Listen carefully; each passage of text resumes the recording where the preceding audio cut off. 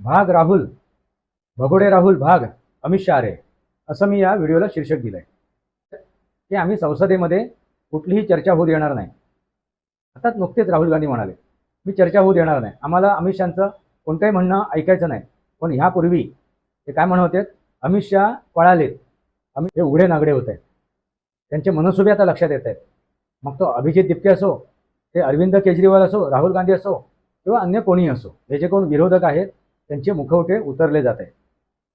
आणि ते मुखवटे उतरले जाऊन त्यांचे जे भयावह चेहरे आहेत, दानवी चेहरे आहेत, राक्षसी चेहरे आहेत, असुरी चेहरे आहेत, ते तुमच्यासमोर अगदी स्पष्ट होत आहेत. हेच ते वास्तव आहे.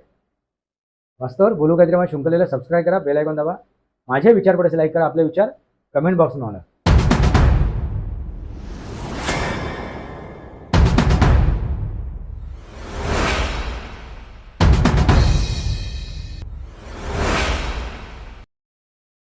नमस्कार मित्रांनो, वंदे मातरम.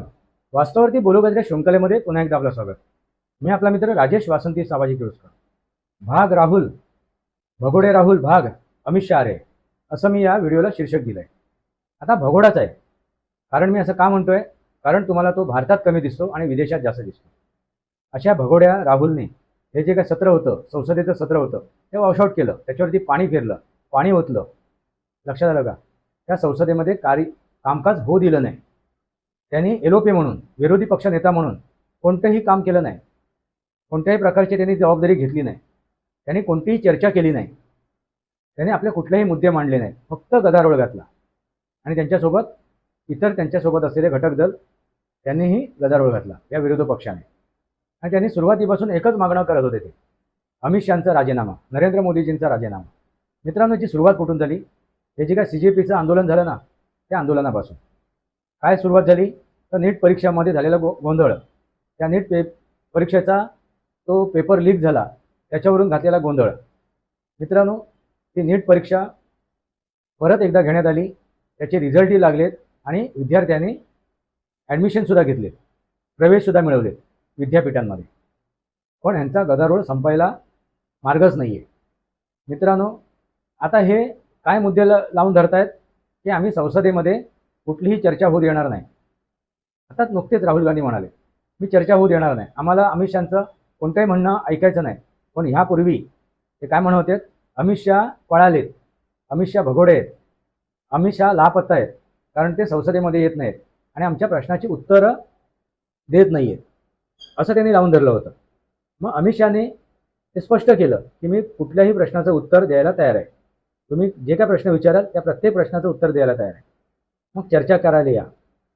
आणि त्यांनी तो आजचा दिवस निवडला होता.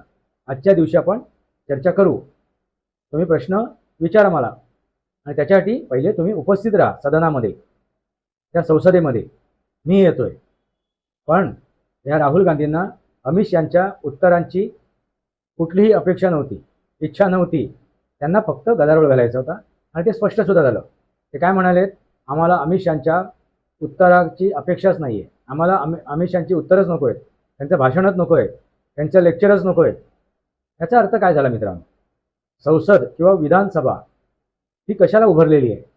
ते सभागृह कशासाठी आहे? त्या सभागृहांमध्ये अनेक विधेयक आणली जातात, अनेक विधेयकांवरती चर्चा केली जाते, अनेक कायदे निर्माण केले जातात. म्हणजे कायदे निर्माण करणारी ती जागा आहे आणि अनेक कायद्यांमध्ये संशोधन होते. मित्रांनो, मग अशा या सभागृहांमध्ये काय होणं आवश्यक आहे, तर सत्तारूढ आणि विरोधी यांच्यामध्ये चर्चा होणं आवश्यक आहे. मतांतर असतील आणि ते असायलाच हवी. प्रत्येकाने आपापली मतं मांडणं आवश्यक आहे, आपले विचार मांडणं आवश्यक आहे. पण ह्या राहुल गांधीने काय ठरवलं आहे की आम्हाला रस्त्यावरच काय करायचं आहे, गोंधळ घालायचा आहे. आणि जो रस्त्यावरचा गोंधळ आहे तोच आम्ही संसदेत सुद्धा घालणार. मित्रांनो, याचा अर्थ काय झाला तुमच्या लक्षात आला असेल की ज्यावेळेस CJPचं आंदोलन आलं त्या दरम्यान त्यांनी पहिल्यांदा शिक्षण मंत्र्याचा राजीनामा मागितला. आम्हाला शिक्षण मंत्र्यांचा राजीनामा आत्ताच्या आता हवा. असं करत करत त्यांनी काय केलं, गदारोळ घातला रस्त्यावरती. आणि त्याच दरम्यान मग शिक्षण मंत्र्याचा राजीनामा सुद्धा झाला, तो देण्यात आला. पण शिक्षण मंत्र्याचा राजीनामा घेतल्याबरोबर त्यांना वाटलं आता आमचा विजय झालेला आहे, आम्ही आता भारतीय जनता पार्टीला या सरकारला पराभूत केलेलं आहे. आणि मग त्या विजय मुद्रेमध्ये ते काय म्हणायला लागलेत, आम्हाला आता अमित शहाचा गृहमंत्र्यांचा राजीनामा हवा आहे. कारण का, त्यांनी लाठीचार्ज केला विद्यार्थ्यांवरती, झेंजीवरती लाठीचार्ज केला, फायरिंग केली. कोणावरती? तर झेंजीवरती. लक्षात आलं का? तर गृहमंत्र्यांचा आम्हाला राजीनामा हवा आहे, आम्हाला पंतप्रधानांचा राजीनामा हवा आहे, नरेंद्र मोदीजींचा राजीनामा हवा आहे. मित्रांनो, हे जे काय चाललंय ना, हे चाललंय हे तुमच्या लक्षात आलंच असेल नक्की काय चाललंय. FCRA हा कायदा लागू करण्यासाठी प्रयत्न केले जाणार आहेत, तो लागू केला जाणार आहे अशी दुसरी चर्चा होती. पण ती JPC कडे पाठवली, म्हणजे सर्वदलीय त्याच्यावरती चर्चा करणार आणि मग त्याच्यावरती निर्णय होणार. हा JPC कडे का पाठवला? कारण जे काही प्रकार बघतायत आता, जे काही प्रकार दिसत आहेत, त्याच्या अनुषंगाने काय महत्त्वाची गोष्ट निदर्शनास आली तुमच्या, की अराजकता माजवायची या देशामध्ये. आणि जे काय मुठभर किंवा चिमटीभर जे काय झेंजी आहेत त्यांचा वापर करायचा आणि अराजकता माजवायची. मित्रांनो, तुम्ही झेंजीसुद्धा बघितलेत आणि युवक आणि युवतीसुद्धा बघितलेत. झेंजी कुठे बघितलेत? तर त्या जंतर मंतरवरती दिल्लीमध्ये. आणि युवक आणि युवती कुठे बघितलेत तुम्ही? तर झारखंडमध्ये. विद्यार्थी कुठे बघितले? तर झारखंडमध्ये. विद्यार्थिनी कुठे बघितले? तर झारखंडमध्ये.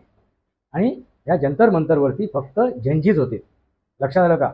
आणि विदेशी विचारांचे, विदेशी त्यांच्यावरती झालेले संस्कार आहेत आणि विदेशामधूनच हा झेंजी हा जन्माला आलेला आहे. त्यामुळे जंतर मंतरवरती तुम्हाला झेंजी दिसला आणि त्या रांचीमध्ये, झारखंडमध्ये तुम्हाला तो युवक आणि युवती दिसलेत, ते विद्यार्थी आणि विद्यार्थिनी दिसले. याचा अर्थ स्पष्टच आहे की यांना ना कुठल्या विद्यार्थ्यांशी मतलब आहे, ना कुठल्या परीक्षांचे मतलब आहे, ना शिक्षण संस्थेशी मतलब आहे. त्यांना कुठल्याही गोष्टीशी काही मतलब नाही, ना युवकांशी, युवतींशी, ना विद्यार्थ्यांशी आणि विद्यार्थिनीशी. त्यांना फक्त अराजकता माजवायची. आणि ती अराजकता तुम्ही या जंतर मंतरवरती किंवा 20 तारखेला जे त्यांचा मार्च झाला, ज्यांनी तिथून त्या जंतर मंतरवरून त्यांनी तिथून जो मार्च केला संसदेपर्यंत, त्या मार्चमध्ये, त्या मोर्चामध्ये तुम्हाला पाहायला मिळालं असेल. आणि तिथे उपस्थित असलेले 2800 गुन्हेगारही आता स्पष्ट झालेले आहेत. मग हे राहुल गांधी नक्की काय करत आहेत? राहुल गांधींनी ह्यापूर्वीच सांगितलं होतं की आम्ही रॉकेल ओतलेलं आहे, फक्त काडी लावायची आवश्यकता आहे. नेपाळ किंवा बांगलादेश बनवा, झेंजीला ते आवाहन करत होते.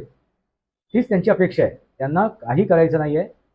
त्यांना संसदेचा LOP म्हणून, विरोधी पक्षनेता म्हणून कोणतंही कार्य करायचं नाही.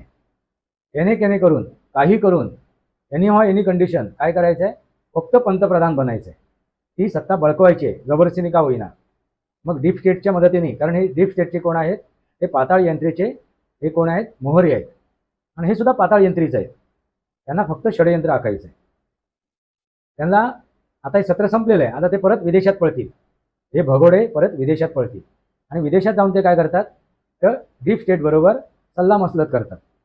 डीप स्टेट बरोबर ते षडयंत्र असण्याचा पुढचा नवीन अध्याय तयार करतात. हेच ते भगोडे राहुल गांधी. म्हणून मी म्हणालो, भगोड्या राहुल गांधी भाग अमित शहा आहे. कारण अमित शहाने रणनीती आखलेली आहे.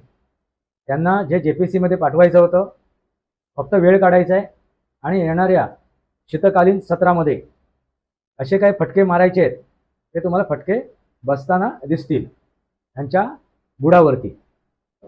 मग कोण भाग, मग कुठे भागणार आणि किती भागणार, किती पळणार, आणि पुल्याला पाय लावून पळणार, बुडाला पाय लावून पळणार, की आणखीन कसं पळणार? ती पळापळ आपल्याला लवकरच पाहायला मिळेल या राहुल गांधींची आणि त्यांच्यासोबत असलेले त्यांचे जे काही घटक दल आहेत त्यांची सुद्धा. मित्रांनो, हेच वास्तव आहे. त्यांना ना संसदेशी लेणे देणं आहे, ना विधानसभेशी लेणे देणं आहे, ना जनतेशी, ना समाजाशी, ना समाजातील कुठल्याही घटकांशी. त्यांना ह्या देशात फक्त अराजकता माजवायची. हे आता स्पष्ट झालेलं आहे त्यांच्या प्रत्येक कृतीवरून. जंतर मंतरवरती ते गेले नाहीत. कारण का?